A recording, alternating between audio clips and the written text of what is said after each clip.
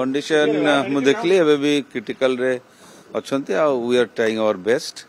आ सब प्रकार जिते प्रकार सब साहाय्य दरकार हमरो टीम लागिचंती आ पेशेंट एबे भी क्रिटिकल रे अछंती मल्टीपल डिपार्टमेंट पेशेंट वर्तमान क्रिटिकल आ क्रिटिकल केयर डिपार्टमेंट हमरो जेमती एबे तो पेशेंट बर्न पई आसीचंती किंतु तो तांगर किडनी टिके भी इंजुरी हेची लंग्स हमरे वेंटिलेटर आईसीयू रे अछंती पेशेंट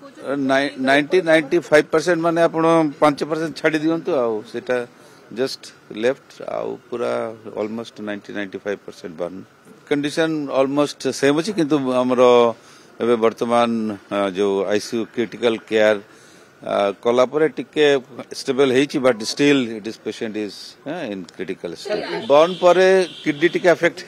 हे जाए किडनी अफेक्ट हेची आ जदी स्टेबलाइज हे जिवो ताले किडनी रिकवरी चांस बढ़ी जिवो बेस्ट ट्रीटमेंट हमर देखो सब प्रकार अछि facilities we are providing the best care burn जो पेशेंट 90% 95% पेशेंट को जो सब जो प्रकार स्पेशल केयर